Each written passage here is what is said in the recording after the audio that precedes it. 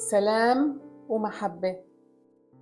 اليوم الفيديو ركزت الصورة. المرة الماضية كان الفيديو السقف بس طالع بالحيطان وكان راسي فقط يعني. ولما بقعد بصور بشعر عم بحكي معكم، كأني قاعدة معكم وعم بحكي.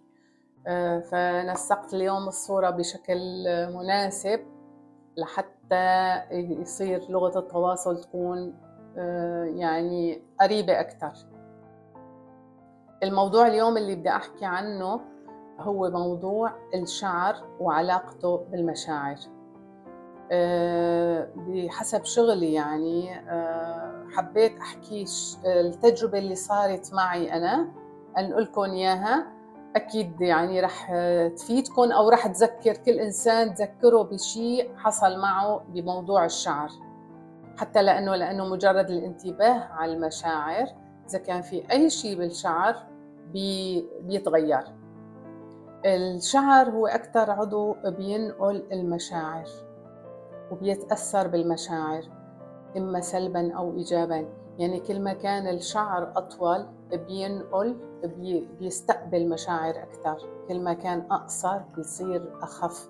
يعني إذا انتبهنا، لما يكون الإنسان عنده حالة نفسية أو مو حالة، ما شرط حالة نفسية، يعني لما منروح منقص الشعر ولو شيء بسيط نشعر إني صرنا فريش، اتنشطنا. حتى لو كان واحد عم بيفكر بشيء بيحس حاله إنه دخل بجو إيجابي أكثر. حتى الصلع مثلا، الرجل إذا انتبهنا إنه الرجال من هالطرف من هون بيكون عندهم بترجع الشعر لورا، بصير هون صلع. هذا ليش؟ لأنه هالمنطقة هي متعلقة بالحياة العملية. كل ما رجع الشعر لورا بيكون الرجل مهتم بشغله أكثر، بينما المنطقة هون متعلقة بالحياة العاطفية أكثر، يعني الحياة مع الاجتماعية أكثر من الحياة العملية. حتى الكيرلي أحيانا الشعر بيصير بيجعد من منطقة ومنطقة، بيكون يعني بصير شيء غريب إنه منطقة بتكون أو خصلة. إذا انتبهنا كتير ناس بتصير خصلة مجعدة. ليش؟ طيب ما تكون طبيعة، أو من تحت ما تكون طبيعتها، يعني من تحت هيك مجعد من تحت. يعني المهم بصير في أشياء غريبة ما بكون الواحد من طبيعة شعره.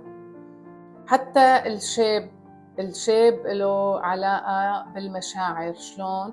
إن الإنسان الشيب هو إنه الإنسان قرر ما يفعل العاطفة عنده.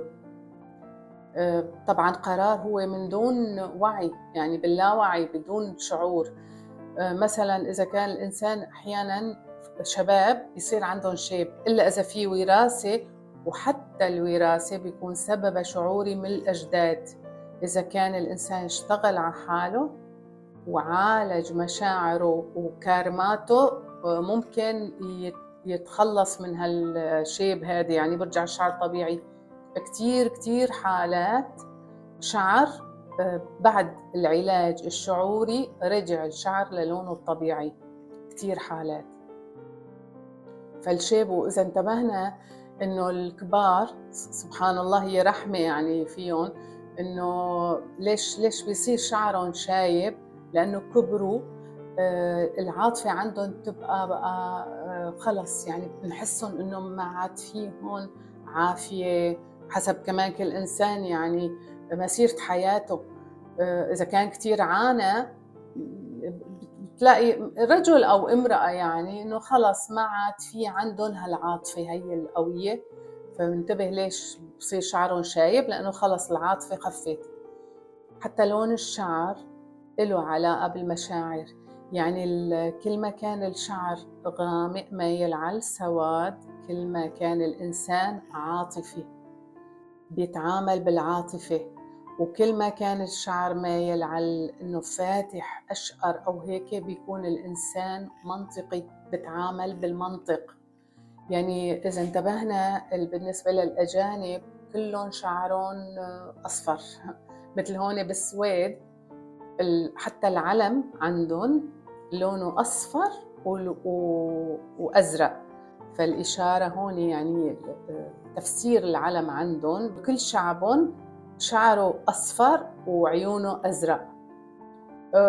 فلذلك يعني هو شعب يعني هو الأجانب كله بشكل عام يعني بتعاملوا بالمنطق بالقوانين بالحياة الاجتماعية عندهم كتير ضعيفة، والحياة العملية هي اللي بيتعاملوا فيها، فما في عندهم العاطفة مثل العرب. نحن عنا إنه شعب عاطفي متعاطف جدا مع بعضه، عنا كتير الحياة الاجتماعية العائلية هي كتير جدا مهمة عنا. هن لا أحيانا بجوز يمر عليهم يعني ما يشوفوا، يعني الطبيعي مثلا عندهم إنه أولادهم فرضاً 18 سنة ينفصلوا، هالشي هذا نحن مو موجود عندنا. فراح أحكي أنا على التجربة اللي صارت معي، إنه شعري فجأة حسيت إنه صار طبيعته، أنا طبيعته عادية يعني صار في له نكشة وما يعني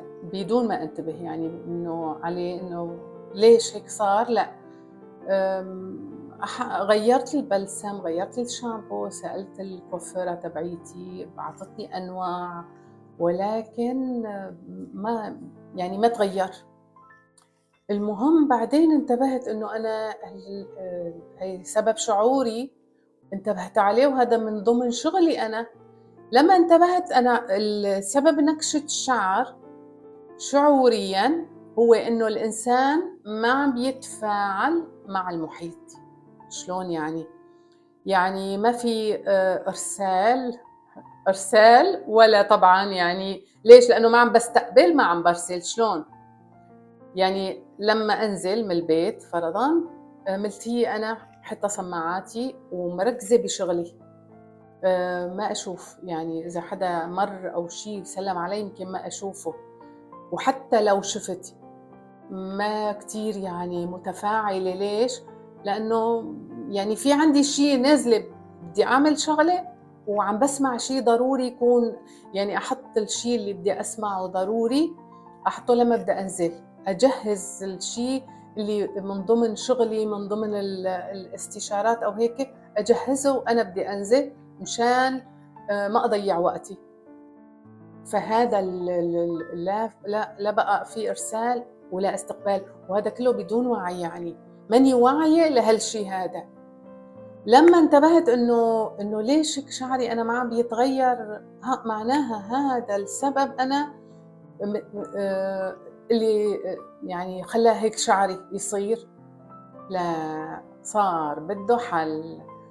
صرت بقى أنزل من البيت أتقصد إنه بدي مشان أشوف حدا يعني وأسلم، يعني أشوف وحدة عم لهيك أتبسم لها تطلع فيني إنه يعني غريب. حتى أحياناً ألف هيك إذا شفت وحدة هيك سلام عليكم، ما لا يعني بجوز ما بتعرفني هي تسلم. حتى أنزل من البيت أقول لهم بدي أنزل يعني بركي إن شاء الله بشوف وحدة من رفقاتي أو حدا هيك وبتفاعل، يقولوا لي يلا الله يقويكي، ولكن أبداً ولا في نتيجة. لحد مرة شفت وحدة رفيقتي كمان بدون ما انتبه يعني فسلمت عليها وكيفك وإن شاء الله بخير وفلانة ووين ما حدا عم بشوفك وهالحكي، ومع وحدة كمان من أين بلد أنتي، يعني عم بحاول أنا، ولكن يعني حتى بعد ما مشيت قلت هذا يعني بيقولوا الحماس هي اللي طلع هالحماس. ليش؟ لأنه نحن برا بالشارع يعني، ولكن بدون فايدة. لأنه ليش؟ مو شيء حقيقي، يعني دبلوماسيا فقط، ولكن مو شيء حقيقي، مو شيء إنه أنا مهتمة إنه أحكي معها أسلم عليها، لا شيء دبلوماسي فقط لا غير. ما انحلت مشكلة شعري وخلاص يعني سلمت إنه بده يضل هيك يعني. وحتى مو هيك، نسيته يعني نسيت الموضوع وشلته عن بالي وخلص. إيمت رجع شعري لطبيعته لما فتحت قناة اليوتيوب. كمان فجأة انتبهت على حالي إنه تغير، رجع لطبيعته. ليش؟ عرفت إنه اليوتيوب لما فتحته أنا مهتمة بقى، من يعني اهتمام حقيقي من العمق من جوا، إنه أنا يوصل صوتي، إنه المحتوى يوصل للناس، وبيهمني إنه يكونوا عم بيستقبلوه وبيستفيدوا منه. هون رجع لطبيعته شعري. كمان بالأول ما انتبهت، بعدين عرفت السبب الشعوري. خليكي إنه في عندك تفاعل مع الناس مشان شعرك. فانحلت القصة عندي ومشي الحال. حبيت أقول لكم هالتجربة، وأي حدا أكيد يعني بيصير معكم شيء دايما، يعني ما في حدا إلا بدي يكون معه شيء غريب بشعره، بدي يصير معه موقف أو شيء بشعره يتغير طبيعته. هذا كله له سبب شعوري. فبحب إذا كان حدا عنده سؤال أو مر بهيك شيء كمان غريب يحكي لنا، أو أي سؤال بتحكوه ممكن أنا أجاوب عليه بفيديو، وإن شاء الله تكون وصلت المعلومات وتكون فائدتكم. وكل الحب والنور والسلام لأرواحكم جميعاً.